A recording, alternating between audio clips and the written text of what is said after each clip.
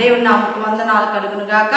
ఈరోజు ఈరోజు చూస్తున్న వారందరూ కూడా ఈ మాటలు చక్కగా మీ మనసులోకి, మీ ఆలోచనలోకి దేవుడి మాటలు, మీ హృదయములకు దేవుడి మాటలు హద్దుకొని ఉన్నవారుగా ప్రార్థన చేసుకుందాం. ఈరోజు చూస్తున్న వారందరూ కూడా చాలా దేవుడి సన్నిధిలో మాటలు జాగ్రత్తగా వినండి. ఆ మాటలు మీ హృదయంలో చేర్చుకోండి. దేవుడు అనేక రీతిలుగా మిమ్మల్ని నడిపిస్తూ ఉంటాడు. ఎందుకంటే ఈరోజు దినములు చెడ్డవి, సమయం పోనీయొద్దు, సద్వినియోగపరచుకోండి. చిన్న ప్రార్థన చేసుకుందాం, చక్కటి లేఖనం ద్వారా వెళ్దాం. మహాపరిశుద్ధుడు, మా గన్నువు నిత్య నివాసి, పరలోకపు రాజ్యానికి వందనాలు, స్తోత్రాలు యేసు ప్రభువా. ఇదిగో తండ్రి, ఈరోజు చూస్తున్న బిడ్డలందరినీ ఆయా తండ్రి మీరు తాకండి ప్రభ, నీ ఆత్మతో తండ్రి, నీ ఆత్మశక్తితో తాకి ప్రభ, నీ బలమైన రెక్కల చాటున కాచి భద్రపరచమని నీ పరిశుద్ధాత్మతో నింపు ప్రభ. Let it come into the power, right to release the Father. Thank you Jesus. పరిశుద్ధాత్మ దేవుడా, ఎంతమంది లైవ్ చూస్తున్నారో ప్రభ, వాళ్ళు మీరు దర్శించి వాళ్ళతో మీరు మాట్లాడమని నీ కృప దయచేయండి తండ్రి. ఇదిగో ప్రభ తండ్రి, జ్ఞాపకం చేసుకోమడుగుచున్నాను తండ్రి. లేఖనం ద్వారా రోమ 5 మాట్లాడుచున్న దేవుడు తండ్రి, జ్ఞాపకం చేసుకోమడుగుచున్నాను. తను ఏ మాటలైతే మీరు మాతో మాట్లాడున్నారు, వాళ్ళ హృదయాలు ఈడో చూస్తున్న వారందరూ కూడా వాళ్ళ యొక్క మనసులు కదులుగా చేస్తున్నాము తండ్రి. కృప చూపెట్టండి, సహాయం చేయమని తండ్రి నీ సన్నిధి ప్రశ్నతో చేస్తున్నాం తండ్రి. ఆమేన్ ఆమేన్. హల్లెలూయా. దేవుడికి స్తోత్రం. దేవుని నామకు వందనాలు కలుగును గాక. ఈరోజు లోకాసు సువార్త 5వ అధ్యాయం మనం చూసుకుందాం. దేవుడి సన్నిధిలో చక్కగా ఈ మాటలు విందాం. చక్కగా దేవుడి మాటలు చదువుకుందాం. 5వ అధ్యాయం నుంచి మొదటి వచనం నుంచి చూసుకుందాం. జనసమూహము దేవుడి వాక్యం వినుచు ఆయన మీద పడుచుండగా ఆయన గెనెసరేతు సరస్సు తీరమున నిలిచి ఆ సరస్సు తీరమునున్న 2 దోణలను చూచెను. జాలరులు వాటిలో నుండి దిగి తమ వలలు కడుగుచుండిరి. ఆయన ఆ దోణెలలో సీమోనుదైన ఒక దోణె ఎక్కి దాని నుండి కొంచెము త్రోయమని అతన్ని అడిగి కూర్చుని దోణిలో నుండి జనసమూహములకు బోధించుచుండెను. ఆయన బోధించుట చాలించిన తరువాత మీ దోణిను లోతులకు నడిపించి చేపలు పట్టుటకు మీరు వలలు వేయుడని సీమోనుతో చెప్పగా సీమోను ఏలినవాడా రాత్రి అంతయు ప్రయాస పడితివి కనుక నాకేమీ దొరకలేదు. అయినను నీ మాట చొప్పున వలలు వేతునని ఆయనతో చెప్పెను. వారు అలాగు చేసి విస్తారమైన చేపలు పట్టిరి. అందుచేత వారి వలలు మిగిలిపోవచ్చుండగా వారు వేరొక దోణిలోనున్న తమ పాలివారు వచ్చి తమకు సహాయం చేయవలనని వారికి సజ్ఞలు చేసిరి. హల్లెలూయా. దేవుడికి స్తోత్రం. దేవుడు చక్కగా మనతో మాట్లాడుచున్నాడు. ఎందుకంటే చేపలు కాదండి, ఆత్మలు పట్టే జీవితం మనకు కావాలా. దేవుడు రాత్రంతా సీమోను అంతా కష్టపడి ఉన్నాడు. కష్టపడిన రాత్రంతా కూడా ఆ చేపలకు వల వేసిన ఎన్నో దోణులు ఉన్నప్పుడు అయినప్పటికైనా ఒక్క చేప పడలేదు. కానీ దేవుడు మాట విన్నాడు.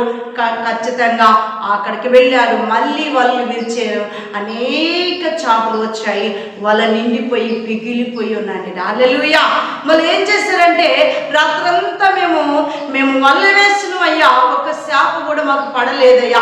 రాత్రంతా ఎదురు చూసామయ్యా, రాత్రంతా మేము చూసాం, ఒక్క చేప కూడా మేము పడలేదయ్యా అని బాధపడుతూ ఉన్నప్పుడు ఆ 2 దోణుల నుంచి దేవుడు ఏం మాట్లాడుతున్నాడంటే మళ్ళీ వేయుడి అంటే వలలు కడుక్కుంటున్నాడు. ఇంకేం చేప పడలేదు కదా, ఇంకా పడవేమో అని ఆలోచన కలిగి ఈ వలలు మళ్ళీ శుభ్రం చేసుకుంటున్నారు. కానీ దేవుడు మాట్లాడుతూ ఇంకొంచెం లోతుకు వెళ్ళేసి మీరు వలలు విసిరివేయమన్నాడు. అనగానే దేవుడు మాట్లాడినాడు. హల్లెలూయా. దేవుడికి స్తోత్రం. ఈ వలలు విసిరాక విస్తారమైన చేపలు పడ్డాయి.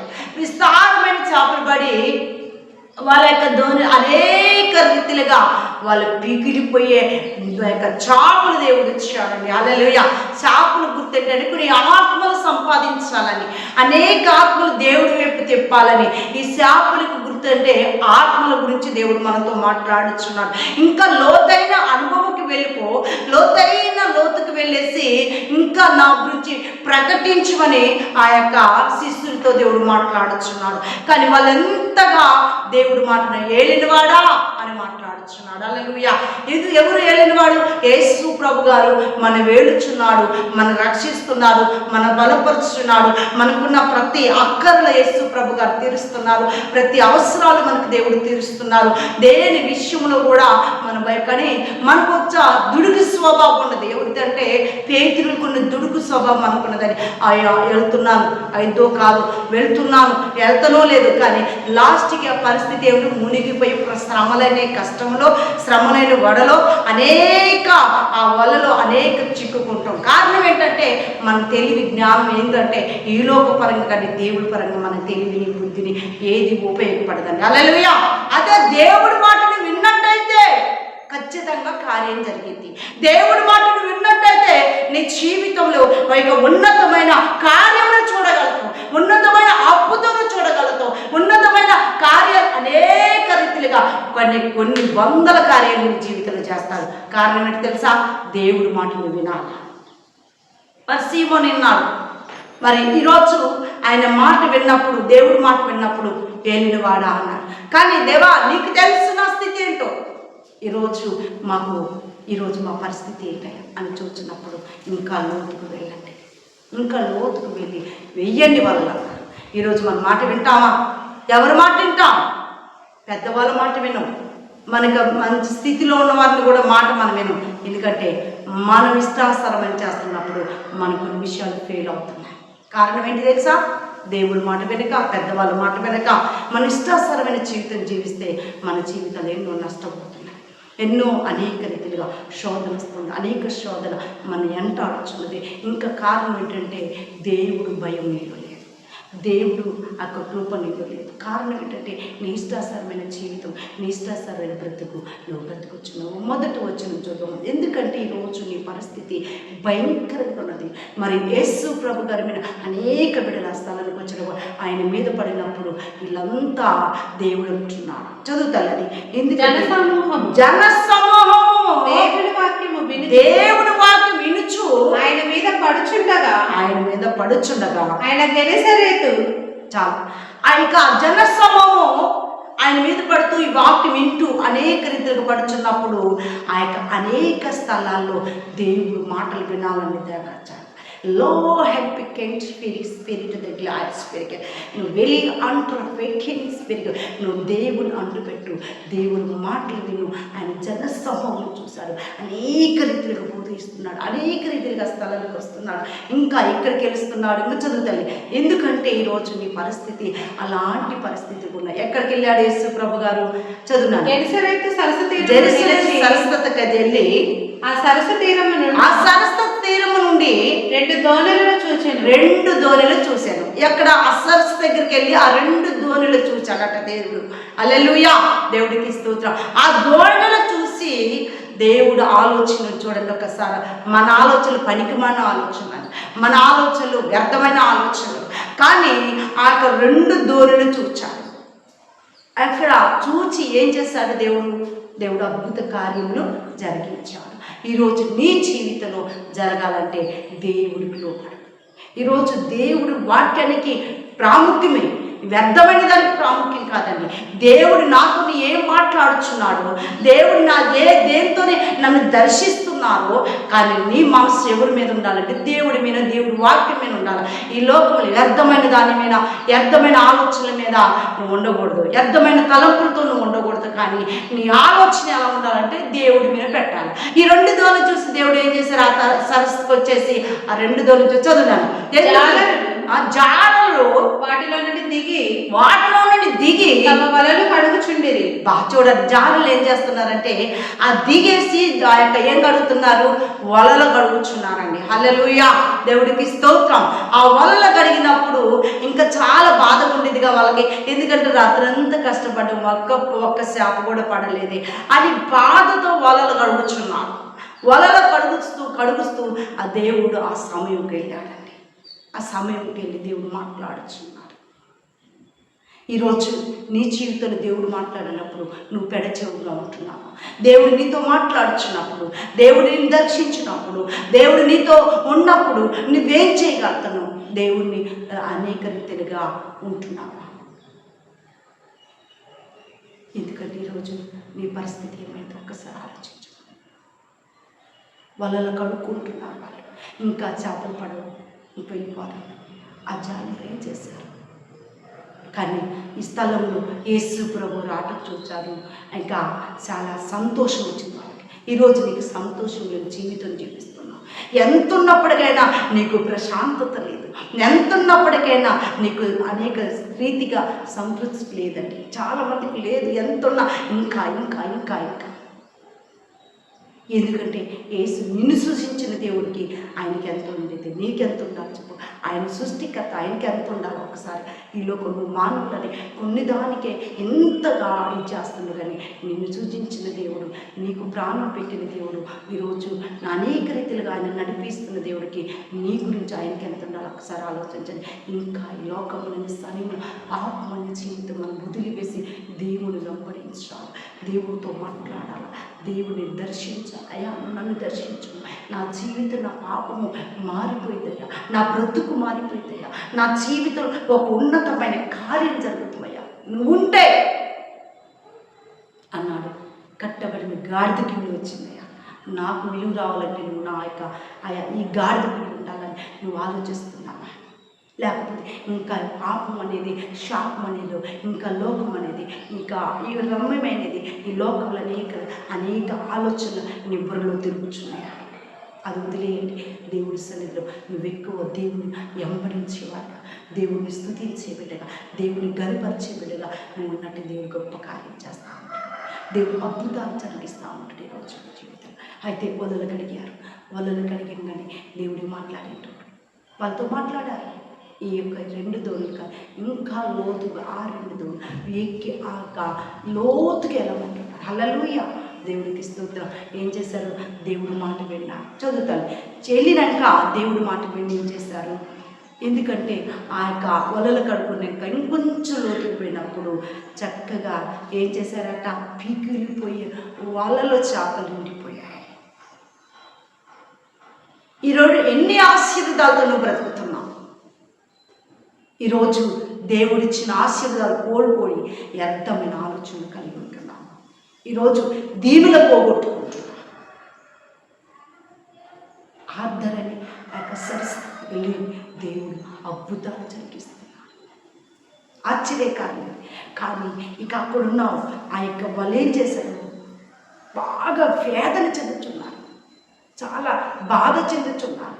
అయ్యే రాత్రంతా నేను కష్టపడ్డానే, రాత్రంతా శ్రమ పొందానే, ఒక్క శాప కూడా పడలేదే.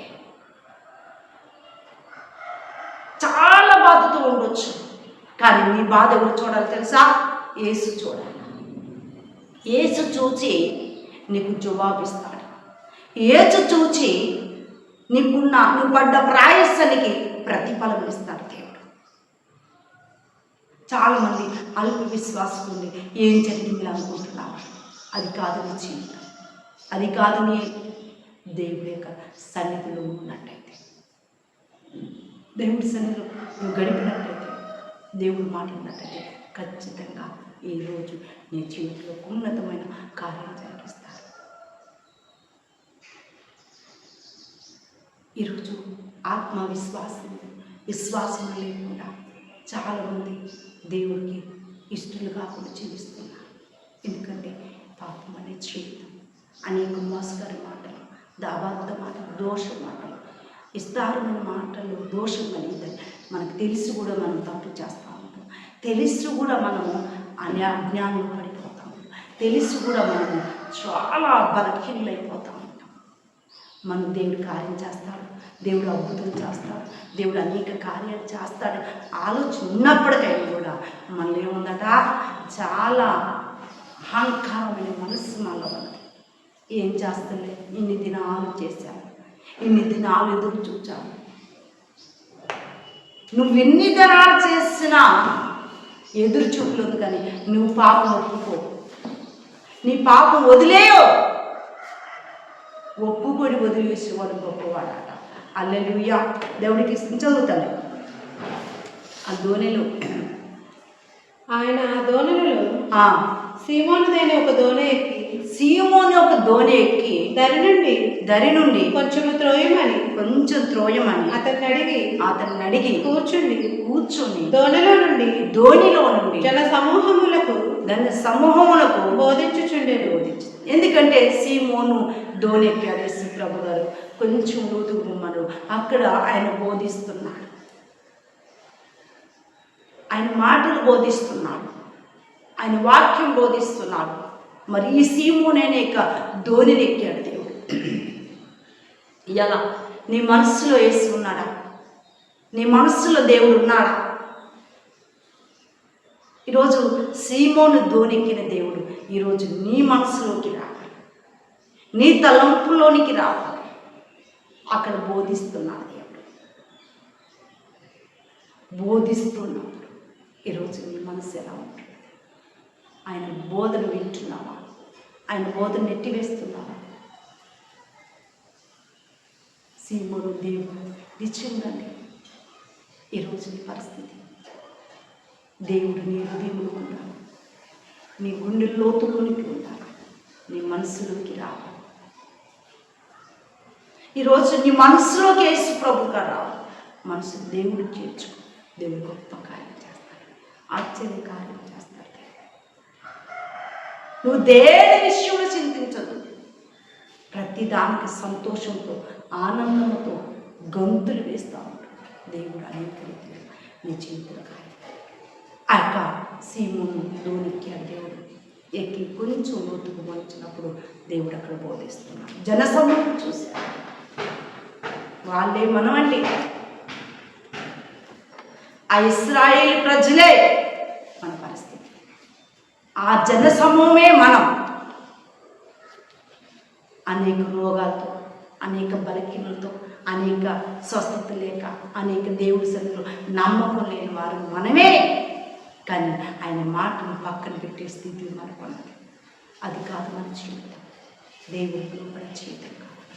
దేవుడికి ఇదే తెలియదు. దేవుడి సన్నిధిలో అనేక రీతిగా నువ్వు పాల్పొందుతావు కాదు. నువ్వు దేవుడితో జీవించు. ఈరోజు నీ పరిస్థితి జనం అనేక ప్రజలను బోధిస్తున్నాడు గారు. ఆ ధోని ఎక్కి, ఆ సీమోను ధోని ఎక్కి ఈరోజు నీ ధోనిలో ఉన్నాడు. నీ విశ్వాస నావలో యేసు ఉన్నాడా? ఆయన కూర్చున్న నావలో నీవు ఉన్నావా? తెలుసుకొను మనసా, తెలుసుకొను. ఇదే అనుకూల సమయము యేసు చేరం. హల్లెలూయా. ఈరోజు అనుకూల సమయంలో యేసుని చేరటానికి నీ ధోనిలో యేసు ఉన్నాడా? నీ మనస్సులో ఉన్నాడా? ఆయన ధోనిలో నువ్వు ఉన్నావు. నీ ధోనిలో ఆయన ఉన్నాడా? నీ ఆలోచన ఒక్కసారి ఆలోచించు. ఈరోజు నీ పరిస్థితి చాలా భయంకరమైనది. ఏ అనారోగ్యంతో అస్వస్థతను బాధపడుతున్నావు? ఏ అనేక భయంకరమైన పోరాటాలను అనేక వేధిస్తున్నాయి. ఈరోజు దేవుడు విడిపిస్తూ ఉంటాడు. దేవుడు అనేక రీతిలుగా నీ నుండి కార్యం చేయబోతున్నాడు. అద్భుతాలు చేయవాడు యేసు ప్రభువు గారు. ఆశ్చర్యకార్యం చేయవాడు దేవుడు. ఈరోజు జనం సన్నిధిని చూసి దేవుడు బోధిస్తున్నాడు. గుంపులు అనేక వాదిస్తున్నాడు. ఆ జాలను చూశాడు దేవుడు. తన మనసుని ఎరుగుతాడు దేవుడు. మన మనసుని ఎరుగుతాడు. మనకున్న ప్రతి బాధను తీర్చేస్తాడు. ప్రతి శోకను విడుదల చేస్తాడు. ప్రతి అస్వస్థత దేవుడు విడుదల చేస్తాడు. ఈరోజు నీ పరిస్థితి, నీ స్థితిని దేవుడు మార్చగలడు. అనేక కార్యాలు జరిగిస్తూ ఉంటాడు. ఇంకొక చదువుతాడు. ఎందుకంటే ఆయన బోధించుట చాలించిన తర్వాత నీవు ధోనిను లోతునకు నడిపించి చేపలు పట్టుటకు మీ వలలు వేయుడని సీమోనుతో చెప్పగా సీమోను ఏలినవాడా రాత్రంతయు ప్రయాస పడుతుంది కానీ మాకేమీ దొరకలేదు. అయితే సీమోనుతో అంటారు అక్కడ అప్పటిదాకా బోధించాడు దేవుడు. ఇంకా బోధించిన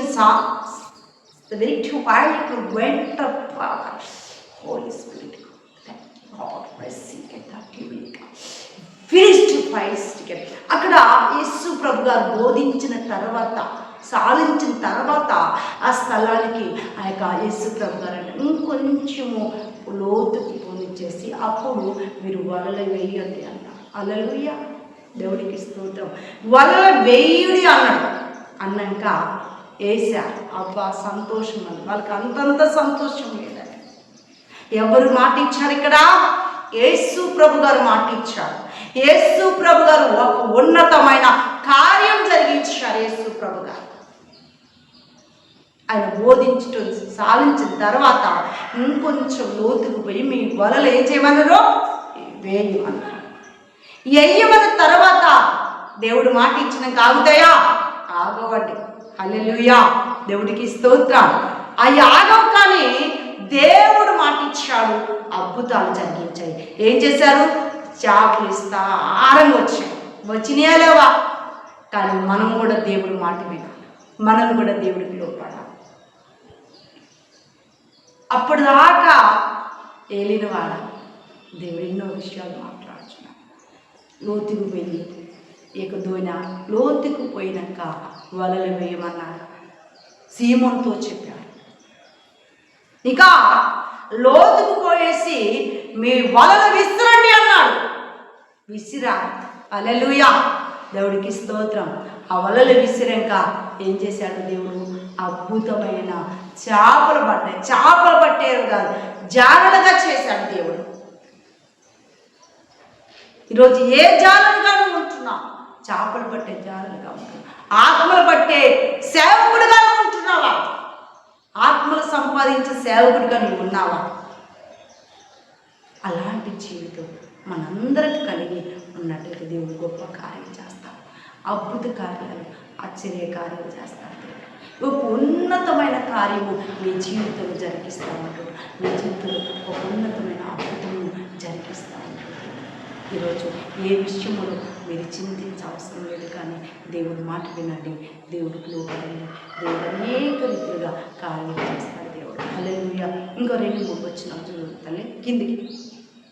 ఆయనను నీ మాట చొప్పున వలలు వేతునని ఆయనతో చెప్పాను. వారు అలాగు చేసి విస్తారమైన చేపలు పట్టి అందుచేత వారి వలలు పిగిలిపోవచ్చుండగా వారు వేరొక దోణిలో ఉన్న వాళ్ళు స్నేహితులు వచ్చారండి. హల్లెలూయా, దేవుడు మాట విన్నాడు. దేవుడు అద్భుతం చేశారు. ఇంకా వాళ్ళకి చేపలు పడలేదు. కానీ ఏదో ఒక దూరంలోంచి వలస ఇక బంధువులు స్నేహితులు వచ్చేసి మాకు కూడా వెళ్ళి చేయమన్నారు. హల్లెలూయా, వాళ్ళ వలలు పిగిలిపోయాయి. దేవుడికి స్తోత్రం. ఈరోజు నీ జీవితాల ఆశీర్వాదాలు అనేక రీతిలుగా నువ్వు ఆనందించాలి, సంతోషించాలి, సమాధానం ఉండాలి. దేవుడి మాటలు దీవించుగాక. ఆమేన్.